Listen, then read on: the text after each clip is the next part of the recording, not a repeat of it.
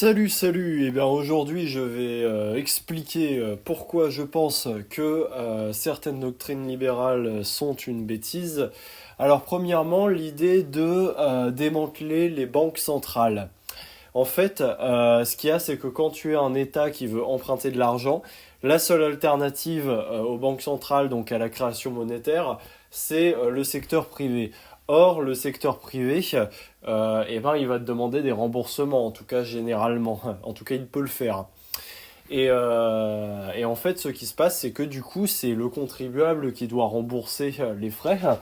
Sauf que en général, pour éviter il n'ait à tout rembourser d'un coup, ce qui serait impossible, l'État réemprunte derrière encore plus pour rembourser la dette précédente.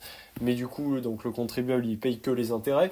Mais du coup, ça fait que retarder l'échéance, puisque l'État emprunte au final de plus en plus, les intérêts augmentent de plus en plus jusqu'à ce que le pays soit ruiné et que du coup plus personne veuille prêter à l'État. Et donc il doit tout rembourser d'un coup à ce moment-là, tout ce qu'il doit. Et en général, il peut pas. Et c'est à ce moment-là que le FMI intervient, débarquant comme une fleur de nulle part, et se posant en sauveur en disant Hey, on va annuler toutes tes dettes, on va tout rembourser, tout régler. Par contre, on assujettit ton économie aux États-Unis. Voilà. Et donc du coup, c'est ce qui est arrivé par exemple au Nigeria et au Congo. Et disons qu'humainement, cet asservissement économique, ça leur a pas trop réussi, on va dire. Donc, quitte à dépenser de l'argent public, je préfère que l'État utilise la planche à billets en sachant ce qu'il fait, hein, modérément. De toute façon, c'est toujours des histoires de gérer un budget. À la base, si tu gères mal ton budget, de toute façon, ça ne peut pas bien se passer. Mais quitte à choisir, je préfère qu'il comble les trous avec de la planche à billets plutôt qu'en empruntant encore et encore jusqu'à en arriver là, quoi. Après, de toute façon, effectivement, ça veut dire que faut quand même pas trop que l'État, faut quand même, pardon, je vais faire des phrases. Faut quand même que l'État ne dépense pas trop d'argent, sinon, pareil, s'il utilise trop la planche à billets, ça peut faire de l'inflation et ça aussi c'est très mauvais pour les gens. Mais en tout cas, je pense pas qu'il faille se priver des banques centrales. Je pense que c'est une connerie de vouloir tout financer par l'emprunt. Faut un juste milieu, on va dire. Voilà, donc ça c'est déjà pour les banques centrales et ensuite pour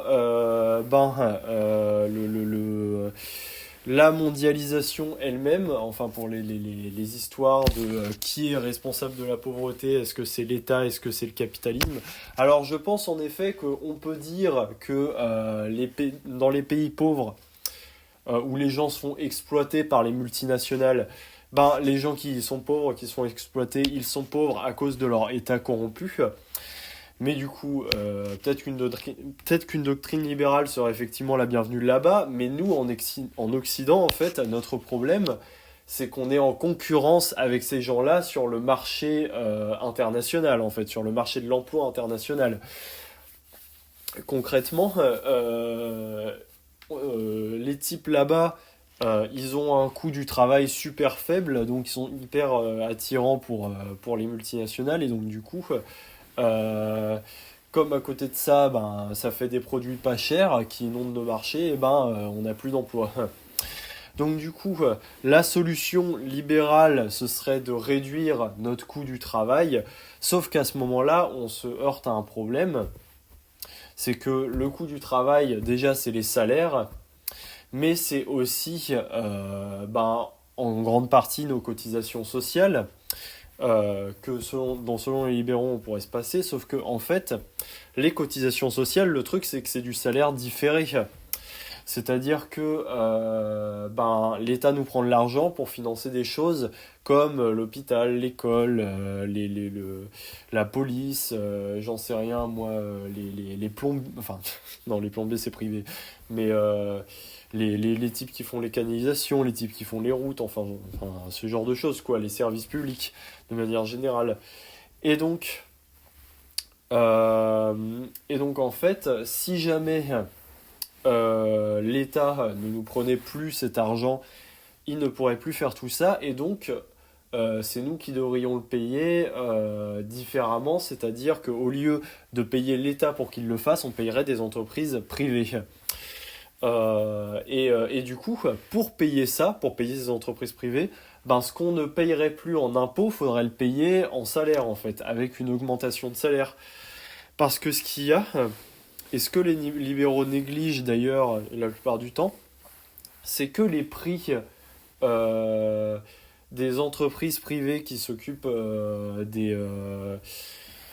de l'hôpital, des infrastructures publiques, des écoles et tout ça, et ben en général, non, en général, en fait, leurs prix n'ont pas besoin de baisser, contrairement aux prix des denrées alimentaires, par exemple, qui sont ben, produites ailleurs dans d'autres pays du monde. Pourquoi? Eh ben parce que justement, ces services publics, ils sont pas en concurrence sur le marché international en fait, et ils peuvent pas vraiment l'être parce que si tu exportes une banane à l'autre bout de la planète, tu peux et tu peux la conserver, elle sera fraîche à l'arrivée et le consommateur il la mange. Par contre, tu peux pas exporter un médecin à l'autre bout de la planète pour soigner un patient parce que sinon le patient il meurt avant qu'il soit arrivé à destination, tu vois. Et c'est le cas pour beaucoup en fait de services publics, pour les transports pareils, ben tu peux pas vraiment les faire passer l'autobus d'un pays du tiers-monde à Paris à un pays du tiers-monde à Paris, etc. Tu vois. C'est pas, disons qu'il y a des secteurs qui sont plus mondialisables que d'autres et qui sont forcément plus affectés par la compétition internationale que d'autres. Autrement dit, dans une situation où les prix des denrées alimentaires et des biens de consommation produits dans un marché international, dans une situation où ces prix la baissent et où les salaires des locaux baissent pour compenser cette perte, et ben les prix des services comme l'hosto et l'école, justement, eux, ils ne baissent pas. Ils restent potentiellement les mêmes en fait. Et donc du coup, ils se retrouvent exactement comme dans les pays pauvres en fait, réservés aux riches, qui sont les seuls à pouvoir encore se les payer en fait. Et donc, en conclusion, ça veut dire que si tu fais concurrence aux pays du tiers-monde, eh ben, faut vivre comme le tiers-monde, en fait. Et perso, j'en ai pas l'intention. Voilà.